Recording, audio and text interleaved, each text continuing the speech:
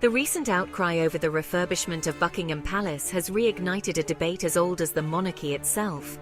Is the crown simply too costly for modern Britain? The eye-watering sums involved sparked outrage among some, who question whether such lavish expenditures are justifiable in an era of austerity and economic hardship.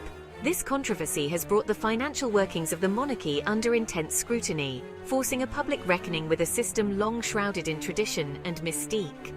The debate cuts to the heart of Britain's national identity and its relationship with its past.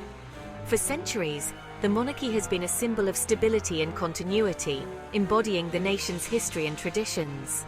However, in an increasingly globalized and interconnected world, where institutions are constantly challenged and redefined, the monarchy's relevance and financial burden have become subjects of intense scrutiny.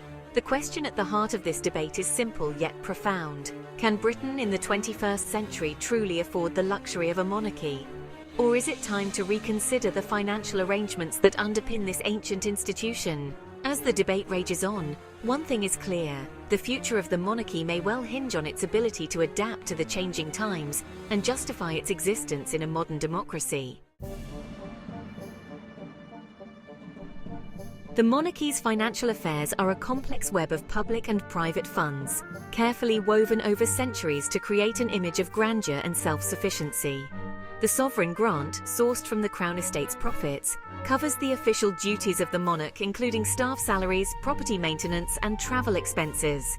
Proponents argue that this system ensures financial independence from the government, shielding the monarchy from political interference. However, critics argue that this narrative of self-sufficiency is misleading, obscuring the true cost of the monarchy to the taxpayer. The sovereign grant, though technically derived from Crown Estate profits, represents a significant sum of public money that could be directed towards essential public services like healthcare and education. Moreover, the costs extend beyond the sovereign grant, encompassing security expenses, covered by the taxpayer, and the often hidden costs of royal visits and events. While the monarchy's economic impact through tourism and brand recognition is undeniable, quantifying its true value remains a point of contention. Supporters point to the intangible benefits of national pride and unity, arguing that these far outweigh the financial costs. However, critics argue that these benefits are subjective and difficult to measure, while the costs are concrete and substantial. The debate over the monarchy's finances is ultimately a debate about values and priorities. It forces us to confront fundamental questions about the role of tradition and heritage in a modern democracy, and whether the symbolic value of the monarchy justifies its significant financial implications. Defenders of the monarchy often point to the sheer volume of work undertaken by the royal family. They highlight the thousands of engagements carried out each year, from charity visits and diplomatic receptions to investitures and public addresses. The Queen, they argue, provides a vital link to the Commonwealth, strengthening ties with nations across the globe. However, critics argue that this narrative of tireless public service masks a more complicated reality. They question the actual impact of these engagements, many of which are ceremonial and lacking in tangible outcomes. The royal family's involvement in charities, while raising their profile, is often symbolic, with little evidence to suggest their direct involvement translates into significant fundraising or policy change. Furthermore, critics argue that the monarchy's focus on tradition and protocol can be at odds with the needs of a modern, diverse society. The royal family's reluctance to engage with contentious social issues, such as LGBTQ+ rights or racial equality, is seen by some as out of touch with the realities of modern Britain. They argue that a truly relevant institution should reflect the values and concerns of all its citizens, not just a select few. The debate over the monarchy's work ethic is essentially a debate about its relevance in the 21st century. It forces us to consider whether the traditional roles and responsibilities of the monarchy align with the needs and expectations of a modern, diverse society.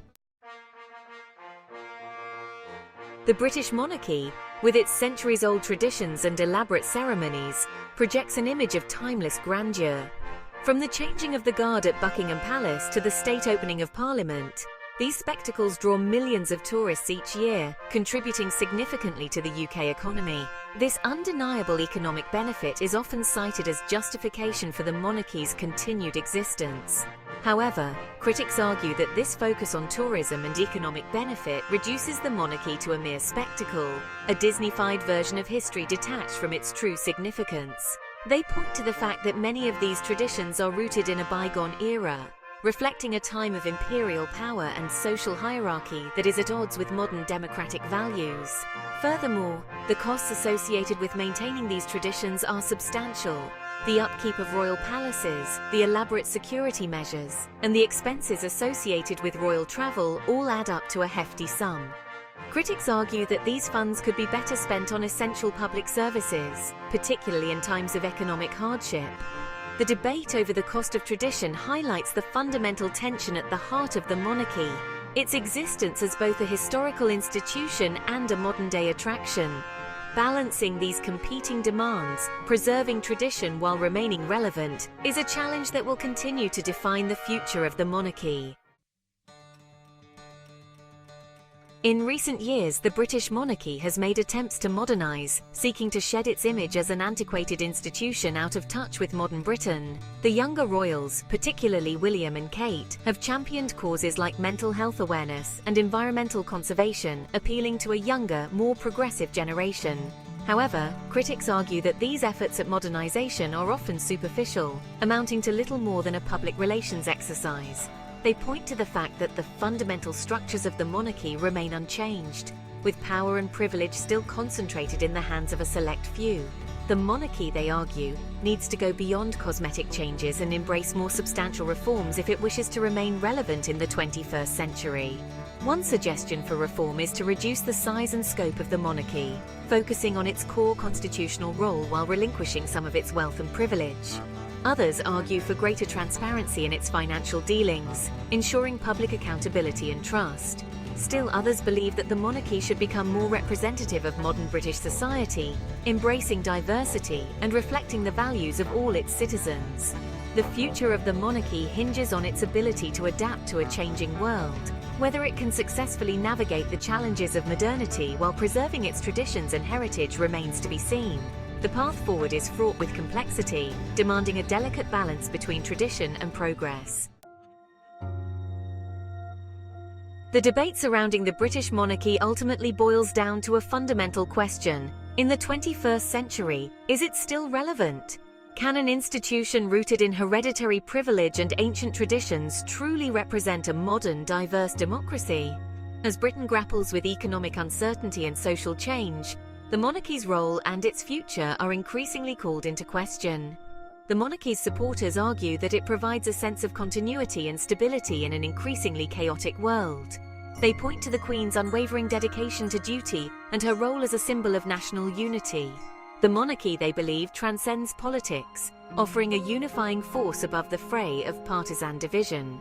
However, critics argue that this vision of the monarchy is outdated and out of touch with the realities of modern Britain. They see it as a symbol of inequality, a relic of a bygone era that has no place in a society that values meritocracy and social mobility. The monarchy, they believe, represents an outdated system of privilege that is incompatible with the principles of a true democracy. As the debate over the monarchy's relevance continues, one thing is certain: its future is far from assured. The challenges facing the monarchy are significant, demanding careful navigation and perhaps even radical reform. Whether the monarchy can adapt to the demands of the 21st century or fade into the annals of history remains to be seen. Only time will tell if the crown can retain its relevance in a world that is rapidly changing.